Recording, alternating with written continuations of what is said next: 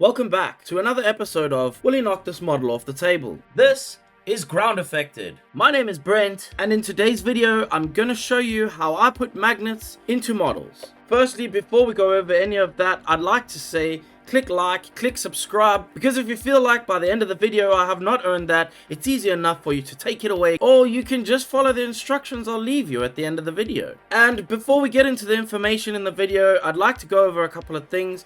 The most important thing is, this is my opinion. This is how I do things. No, it may not be right. Yes, it may be correct. It doesn't matter. If you don't know how to do it and you learned how to do it from this video, amazing. But if you do know how to do it and you know a better way, leave your comments down below and let me know your preferred method of putting magnets into your own models. This video will also assume that you've already made the holes that you're gonna fit your magnets into during the slicing process. If you have not, that's not the end of the world. You can take out a drill bit and drill the holes just as easy as it is to have them printed. So the way that I put magnets into my models, in order to make it easier for shipping or just moving the model on the shelf, I've put magnets into my models, and that makes them able to go together when they're on the shelf, but at the same time be able to disassemble so that I can package them and post them a lot easier. And what you can see is that I've put these magnets in before I've even got to the first layer of paint, which is going to be the priming layer.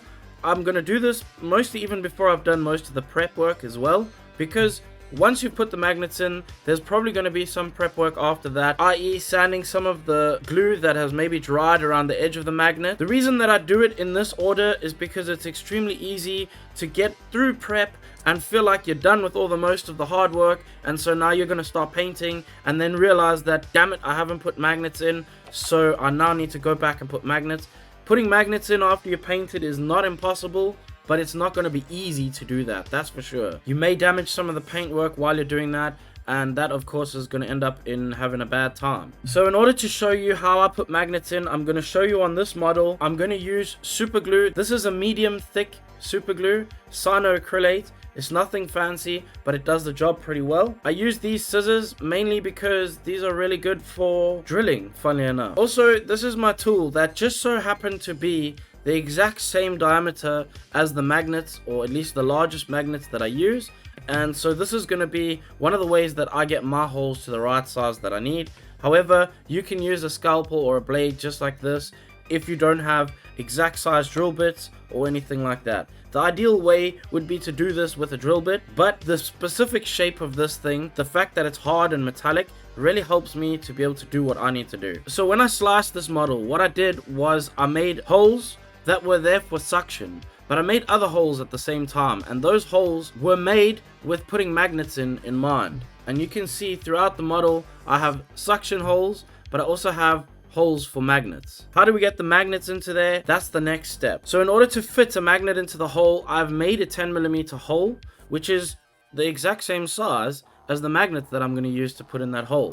However, it is resin, so there is a little bit of expansion and contraction when you print in resin, so your hole may be smaller or bigger. In my case, my holes are slightly smaller because my resin has clearly expanded ever so slightly during the printing process. This could mean that I'm overexposing perhaps just a little bit, but it's really minor. It's super small, and the only reason I need to make my holes a little bit bigger is just because the magnets are extremely tight to go in. So for me, this fits exactly the size of the magnet that I'm going to put in. So I put this into the hole and I twist it like this, and this will slowly shave off little edges around the sides of the hole and allow me to fit my magnet directly into the hole. This is a time when you need to be extremely careful, specifically if you've made this hole during the slicing process and there is nothing on the inside of it. The magnet will fall inside and it's going to be a little bit more fun than what it originally started out to be. But don't worry, because if that does happen, when you place another magnet in, that magnet, if you shake the model,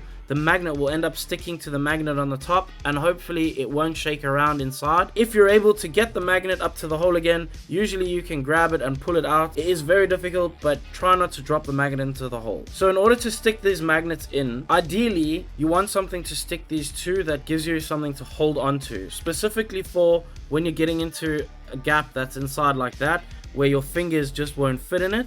On this section, however, it'll be okay for us to just work without anything fancy on the outside. Something small that would work to put it on the inside of little holes like that really is going to help you.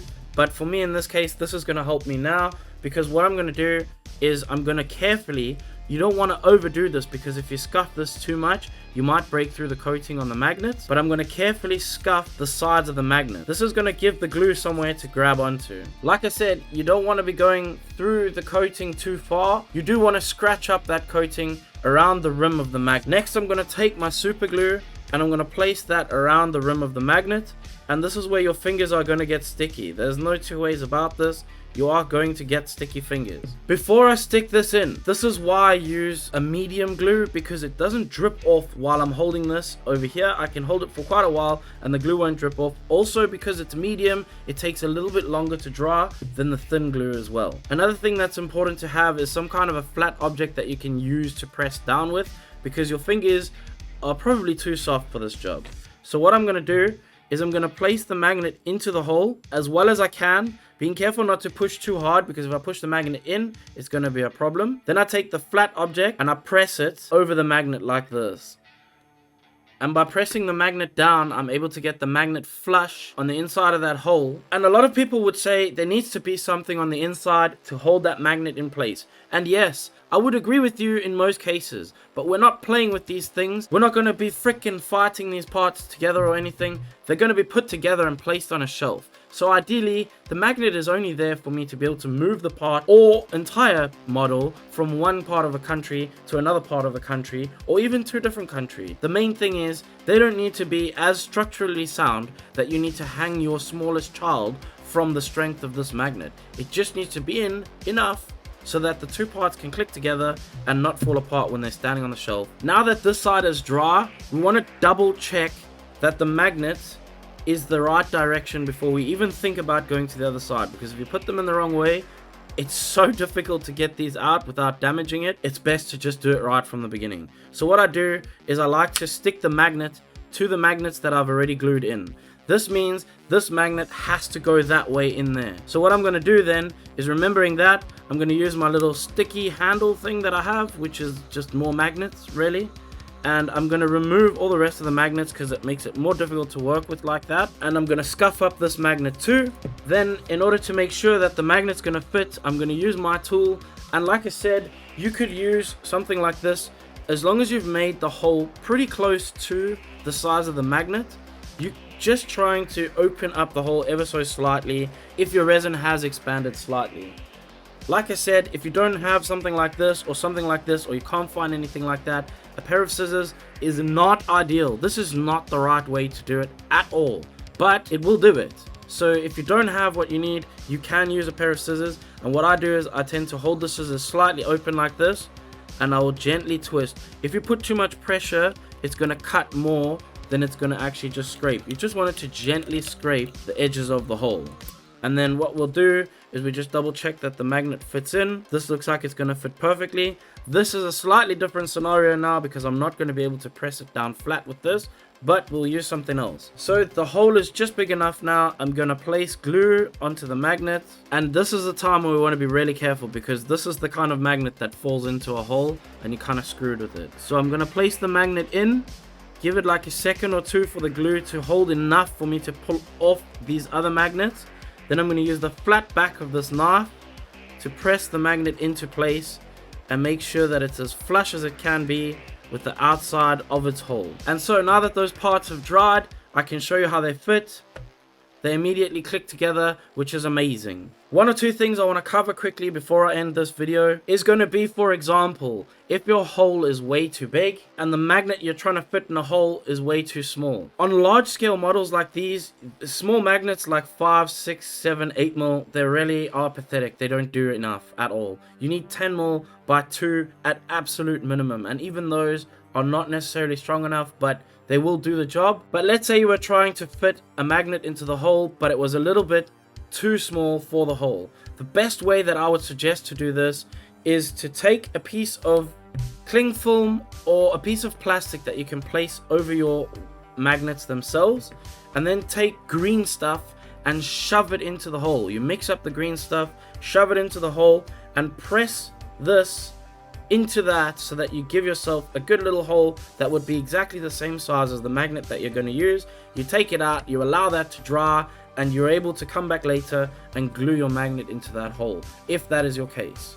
But now that you've seen how easy it is to put magnets into your model, hopefully this will make things easier for you in future. Hopefully you managed to pick out some information that may help you in the future with your endeavors in making models and custom collectibles. Again, this may not be the right way, but it is a way. So if you enjoyed that kind of content, make sure you click the like button, consider subscribing, and perhaps look into the Patreon. It's at this time of the video that I like to thank my Patreons for everything that they do and their support that they give me. As well as, if you join the Patreon, you will get access to the Discord, where we talk about painting, printing, stuffs and more stuffs. This is a private Discord, and the only way to get in is by joining the Patreon, which is in the link in the description below. And I would like to thank the latest Patreon we got in the last week.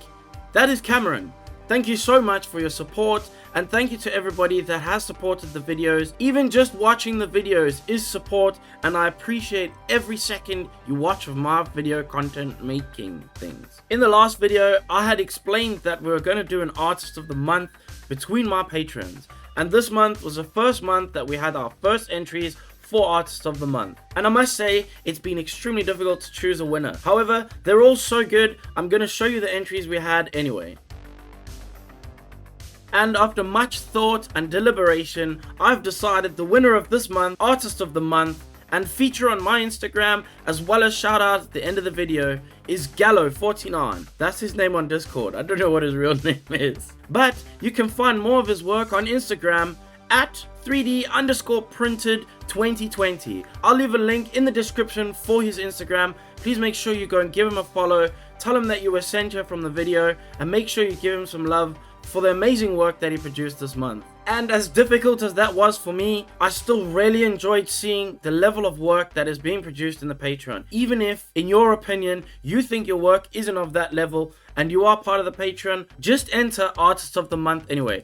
I'm just looking at the overall presence and presentation of the work that you've done on that model. I am not the god of choosing who is the best at model making or painting, but I do have a small platform, and I'm happy to share some of that success with you guys by sharing the works that you have produced. And now back to regular broadcasting. There is only one thing we have left to do, and we all know what that is because we're at the end of the video.